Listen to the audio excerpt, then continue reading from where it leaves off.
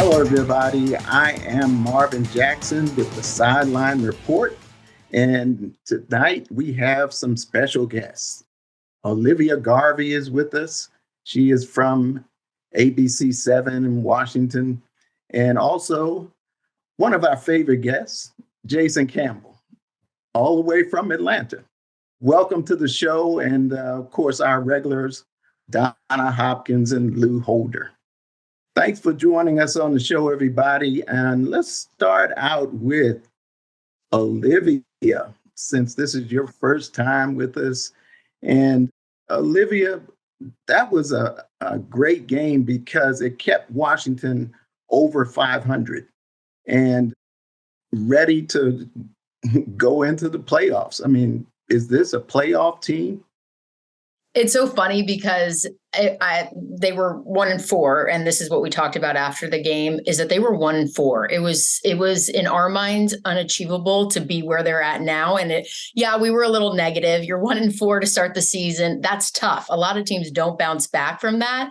But we should have known that once Taylor Heinicke came in, brought that energy, and nothing against Carson Wentz, but it's just a different vibe with this team when Taylor Heinicke is quarterback. And now they're 7-5. It's unbelievable that this is what we're talking about right now. But like I said, I shouldn't be as surprised as I am because they have Ron Rivera as their head coach, and these guys can't stop talking about how he performs, how he is with this team, the way that he controls this team. It was just a lot of fun to see that win against the Falcons on Sunday. The defense coming up strong like they have been these past weeks. It was just a fun one to see. And it's exciting that now we're saying, okay, this team with Taylor Heinicke as quarterback is a possible playoff team. Now we just see how far they can go in the playoffs.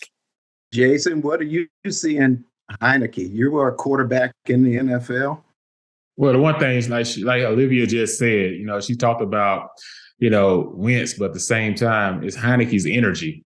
This team really, ever since that playoff game a few years ago against Tampa Bay, where he got thrown in the fire and he went out there and executed and played with a chip on his shoulder. And I think it's not even about the S's and O's. I think it's just how his style of play is. It just adapts to these younger guys where he takes a lot of chances and he plays like, just an old school rough quarterback. And I think they really enjoy rallying around that, and especially the defense. The defense has done an outstanding job of keeping the scores low, which makes Washington not have to put up the 28 points that they had before earlier in the season in order to get victories. Now they can score 17, they can score 20 and still win games because the defense is giving them an opportunity to be on the field, and they're running the football better. I think Brian Robinson was the biggest asset to this football team when he started the Chicago game.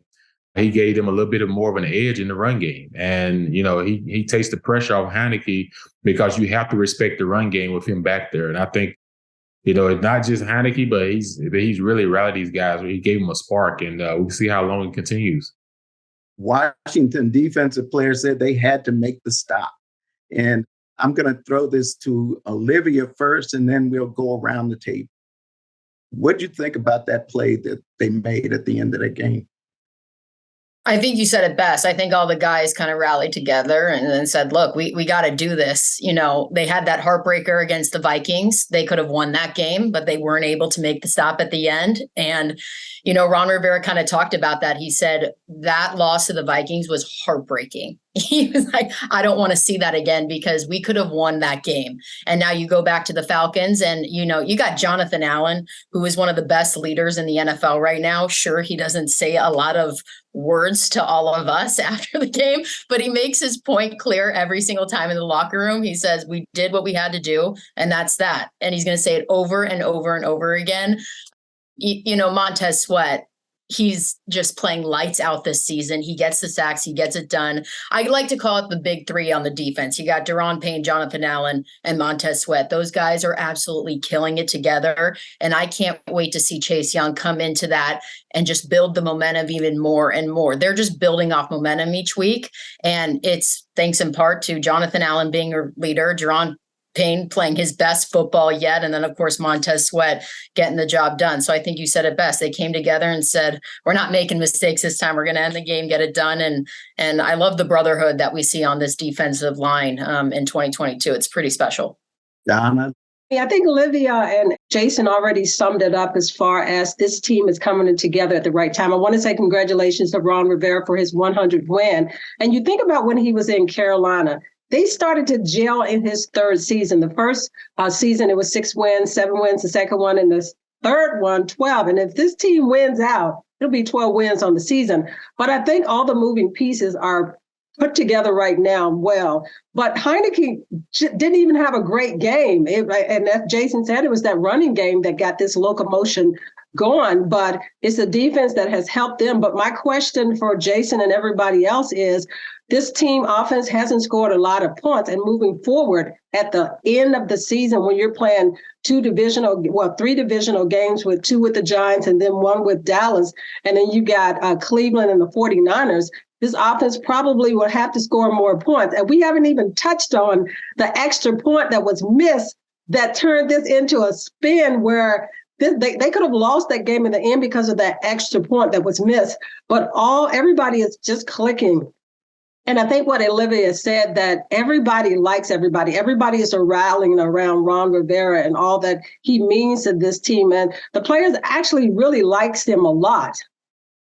I think Olivia was kind. Ron Rivera said that loss to Minnesota, he wanted to throw up. He said he wanted to throw up. Right. He was that adamant that was one of those games. But he always said that things were close. He said that things were close. And if you see some of the tweaks and everything like that, they were always a play away or always just a moment away. And it's good to see it all come together. He did say in one of his press briefings, he said, you want it to be ugly, sloppy, and dirty and grimy in November and December in the NFC East. And that's what you saw on Sunday, that running game. That's why what Jason said, Brian Robinson might be one of the biggest keys to this offense, because now you got somebody who he's hard to stop as a rookie. He's very, very hard to stop, and it is infectious. But again, as I always said, we know what we were going to get out of Ron Rivera, a very motivational person who was going to anchor this franchise in a lot of ways. What I have to come back to and say, I'm very impressed. I'm very impressed with Jack Del Rio and the game that Scott Turner's are starting to call. You can see where they're going to their strengths now. Taylor Heineke is this better fit for this offense, right? He gets the ball out quick. There's no long delays. He gets the ball out quick, and people are starting to feed off of that. And again, I also think this secondary, when you talk about having fun, this secondary, when we go in the locker room every week, I mean, it is so infectious how much they love each other and how much they play for one another, that this is one of the feel-good stories. And I'm telling you right now, Ron Rivera is in the running for Coach of the Year. He's in the running for Coach of the Year. If they keep winning, I don't know how you could take something that and all the stuff that he's had to deal with and mask and put together. If they keep winning and even have a productive December, I don't know how you don't put him in the running for Coach of the Year. Olivia and Jason, we got a couple minutes. Have you all ever seen this kind of turnaround before? And Olivia, you might Jason was here for one of them. Yeah. Exactly. Jason was here for one of them, Marvin. Jason, yeah, right. But yeah. Olivia, in baseball, have you seen it, or in any other sport? The Washington Nationals in 2019. That's true. That's the first thing that pops in my mind. I've never seen anything like that before. Would they start like 19-34 and then they go on to win the World Series? No, that is a good point. I've never seen anything like it, and that happened. So why can't the committee? I mean, the NFL's tough. I mean, the defenses are out of control in the NFL, and it's a different ball game compared to baseball. But, anything can happen. But that's the first thing I can think of is the Washington Nationals in 2019 making that big of a turnaround. And Jason? Yeah, I would say for us it was 2005. 2005 was 5-7. We won our last 5 games, and 3 of them, I believe, I remember, was against NFC East opponents, and we ended up getting into the playoffs, and we ended up going to Tampa and winning the first game. We lost in the second round to Seattle, which we easily could have won that game as well and gone on to the conference championship. But 2005 was a huge turnaround for us, and it's kind of like you just catch fire, you just get going, and everything got, like Donna was saying, everything just starts clicking.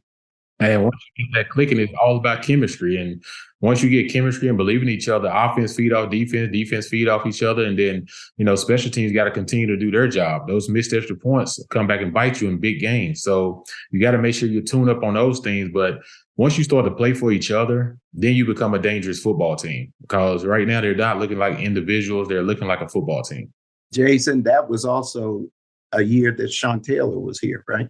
Right. Sean Taylor was there in 2005, had a big year that year. 2007, he was there for most of it, and that's the year he passed.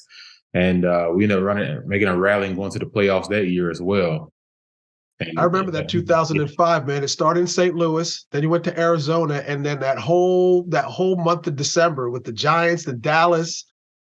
Yeah, that was magical. And then that win in Philly to put them into the playoffs. Yeah. They always say November is to get you into the fight, and then December is what makes you remember.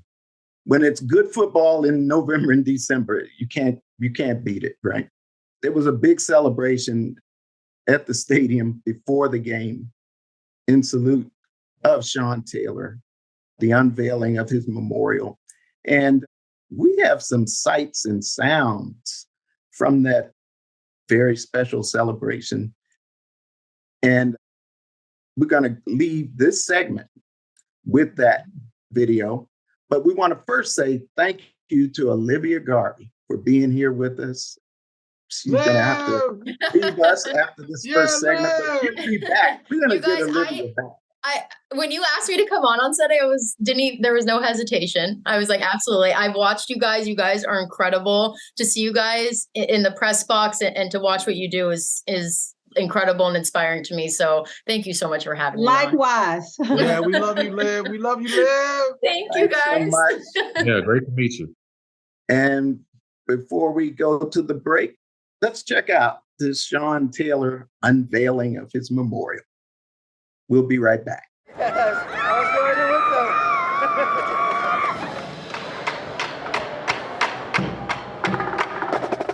This is a long time coming. Sean has meant so much to the football community as well as the fans around the world. Sean was a very shy person, but one thing about him that once he touched the field, he was very happy. And this would have made him so happy because, you never know your reward until you're gone, or you never know how good you were until somebody speaks of how good you were. And I think that this will live long after everybody. And I'm so happy and so thankful for it. Obviously, when someone is taken too early and in such a tragic way, I think it always adds to the allure of what they were. But that's truly what he was to this organization, what he was to all of these people. And so I think it's amazing that he'll be remembered, forever in this way. You're talking about a real legend. You're talking about someone who impacted a society, who impacted the world. And in the moments of life, it was totally different. So I just think the positive effect that he's had on everyone to this date, 15 years later, you still get people that's in admiration. You can still get this many people to come out. It's easy to talk about the player. You seen him dominate. I seen him dominate. And he did that with the 1%. When you get to the league and you get between that 1%, then it's this other 1% that stand out. And he doesn't come in different. He started to grow. And that's what people do. And that's what men do. And I got the chance to see the maturation of the person. The last time I saw him in person, it was preseason, the year he passed. And all he talked about was Jackie and baby Jackie. All he talked about was becoming a better man, the opportunities he had to change his life. It saddens me because so many people had a perception about who he was that didn't really know him. And so it makes me sad that they never got that opportunity that I had. My grandma always told me people never die because of the people that remember him. And he will always be remembered. He'll touch my life fully. This is the man that brought him to me. I got to spend a lot of time with the family. I got to spend a lot of time with him. So most definitely it was touching and it was heartfelt. So anytime we can bring family together, bring them together no matter how it happens. He did it his way. I think that would be the biggest thing. He never changed. He never transformed. I think becoming a father, being a family man was something that was always in the books. But just to know that he did it his way and he got this reception doing it his way. My memory is when he was playing against Brett Favre. And if you remember, Brett Favre had thrown a pass. Sean was on the left sideline and Brett Favre threw a pass up, and you just knew that there was no way that Sean was going to be able to make that ground up, but he did. He made that ground up and caught that interception from Brett Favre. That's my memory.